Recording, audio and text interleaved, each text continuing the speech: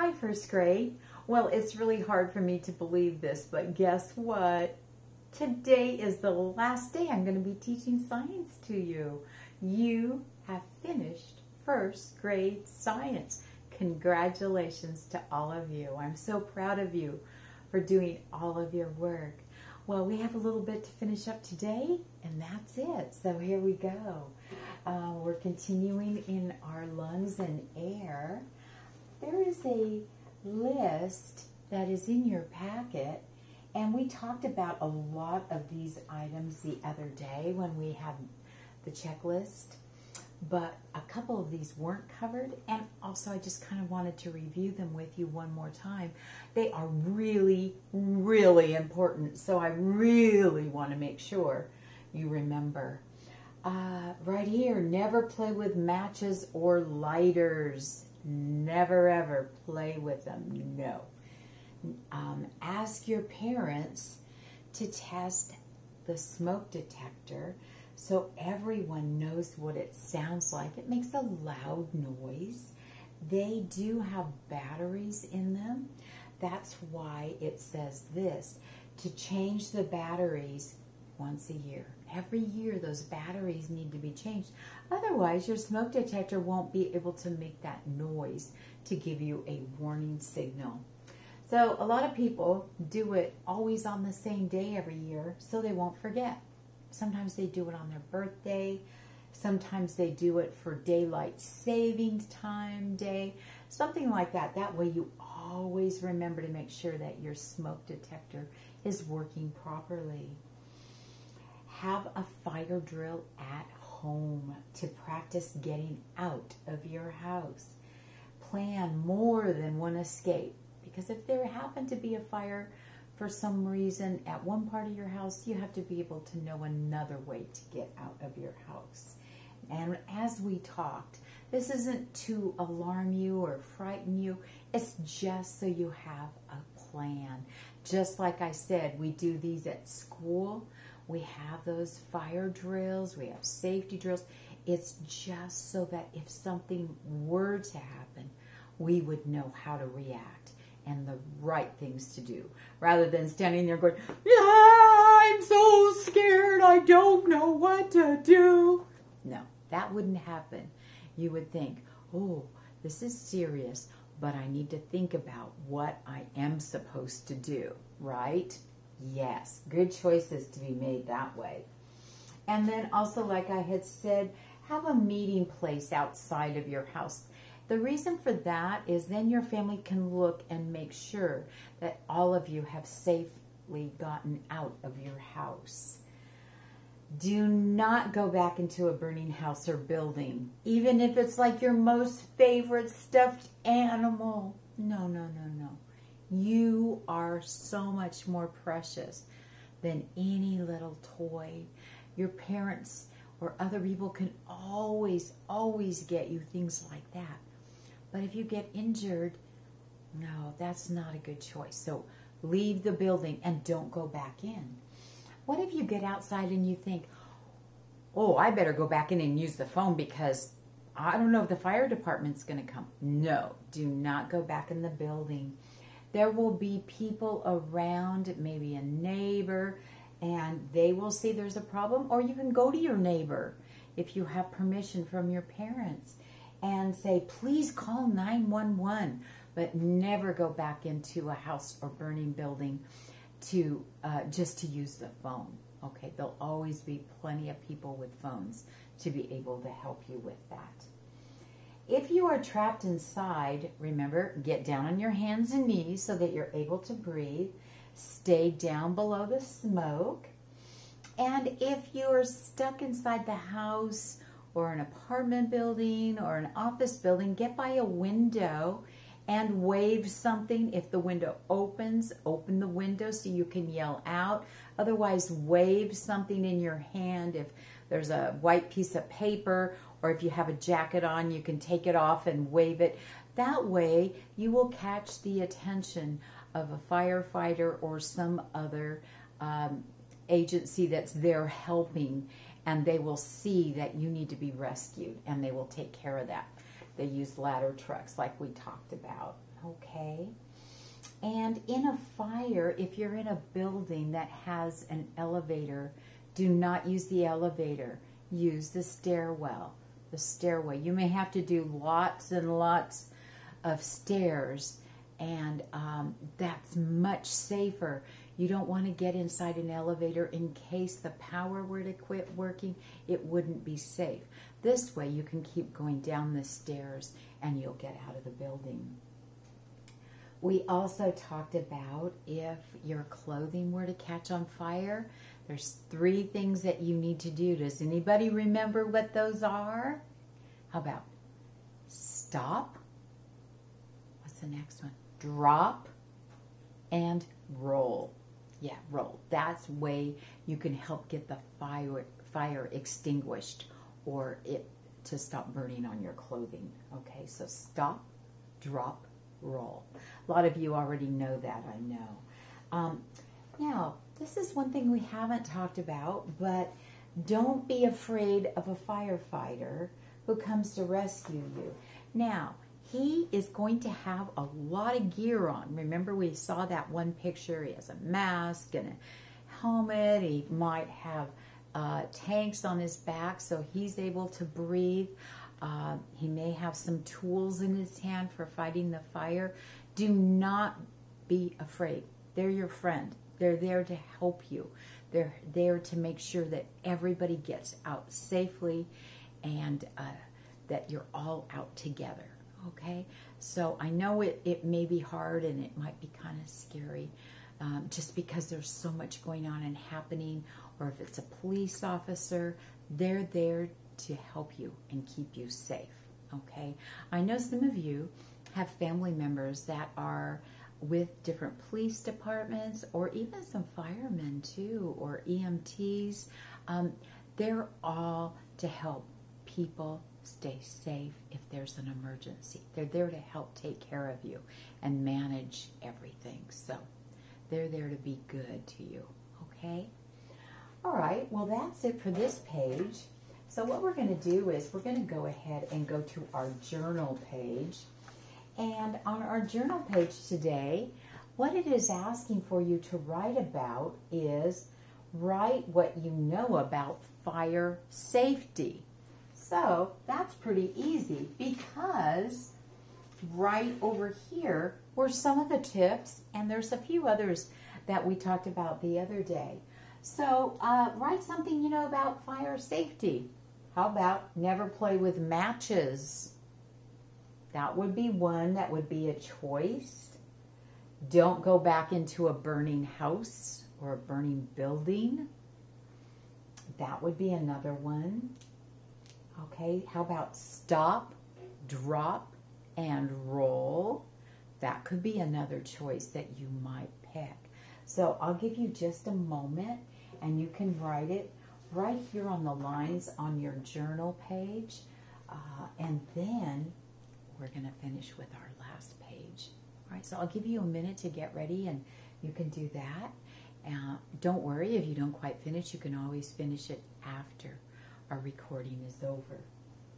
So I'm going to get our next page ready.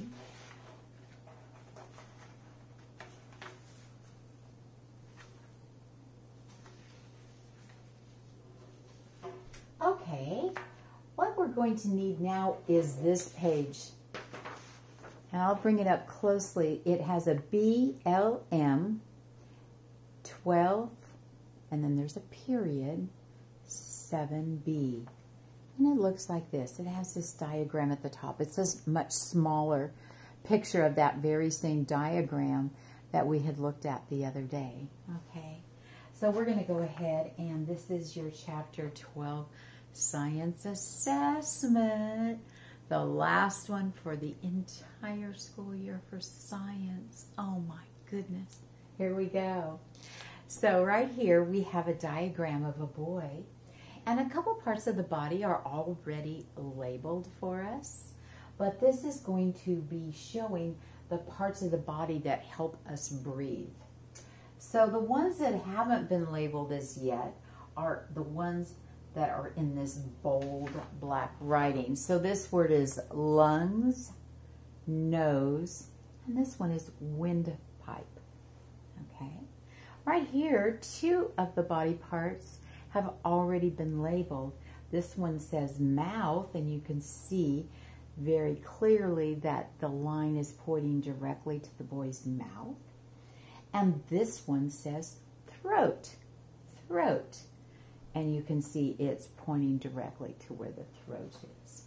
So let's look at the first word, lungs, lungs. So look at this diagram and find the lungs on the boy's body.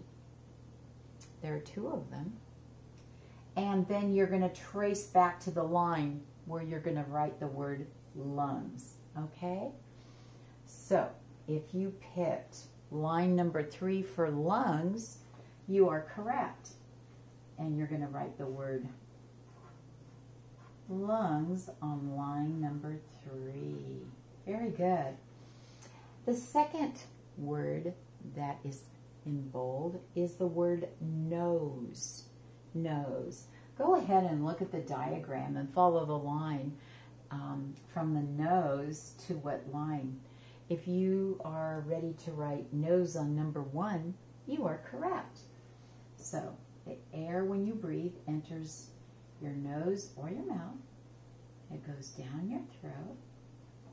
And then it goes to the windpipe.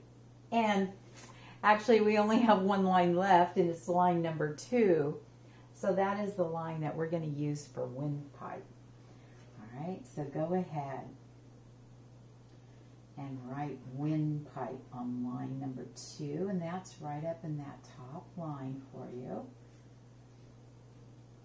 And then once the air has traveled down your windpipe, remember it goes down into your lungs. So when you inhale, it's going in.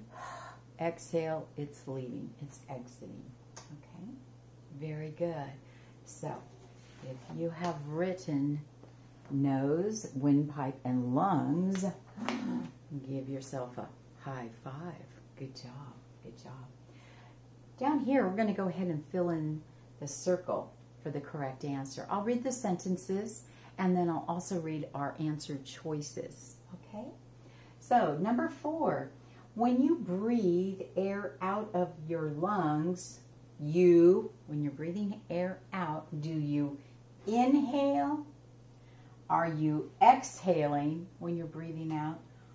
Or do you have asthma if you're breathing out? Okay. So, think of your answer and go ahead and mark it. If you picked exhale, because you're breathing air out, you are correct. Very good. Let's go on to number 5. You will breathe quickly if you, all right, breathing quickly, think about something you might do. Okay, if you swim, would you breathe quickly?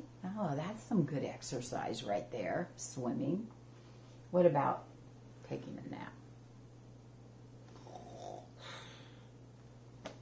I don't think I'm breathing very quickly right now. I don't think it's nap. Do you? I don't think so. How about if you're reading? Now, you know, I really love to read. But usually if you're reading, you're sitting down and, oh, this is interesting. Oh, there's some really nice pictures too. Oh, do I look like I'm exercising very much right now? No, not really. So what's your choice? I'm going to go with swim. So if you go swimming, you will breathe quickly. You are correct. That is a great form of exercise and getting your heart pumping and getting that muscle going really well. Okay, let's go on to number 6. Keep your lungs healthy by, now this is, we want to keep them healthy. Our first choice is smoking cigarettes. Our second choice would be catching a cold. Or our third would be washing your hands so that you don't have germs. What do you think is the best way to keep your lungs healthy? Well, if you think washing your hands is the correct answer, you're right. You're totally right. Keeping those germs away from entering your body. You know, if you have germs on your hands and your hands are up by your face or by your mouth, they can enter your mouth. And then remember, you swallow your saliva and stuff, and those germs can travel into your body. Number 7.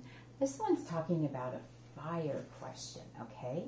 If there is a fire in your house, you should do. There's a couple things in here that could work, but the very first, most important thing you should do if there's a fire in your house, should you get out? Should you hide? Or should you call a friend? What would be the absolute first thing to do if there were a fire in your house or in a building you were in? The best, most important thing to keep yourself safe would be to get out. Get out. There would definitely be no reason to hide. You can't hide from fire or the flames. And if you're hiding, is anybody going to be able to find you? No, that's not a good choice. And calling a friend. You know, you may need to call a friend, but get out of your house first. Get out first. That's the very, very most important thing you do to keep safe. Well, first grade, this has been a wonderful year with you. And I love teaching science. And you have all been such great students. And we didn't really think that this is how we were going to end the year. But guess what? You've all been great workers. I've been so proud of you for just adjusting and doing what you need to do to finish your first grade. And guess what? It's going to be hard to believe, but you're going to be second graders. And guess what? You're totally ready for the second grade, and I'm so proud of you. Thank you for watching the videos that I've been doing and doing your work. Thank you so much. Bye.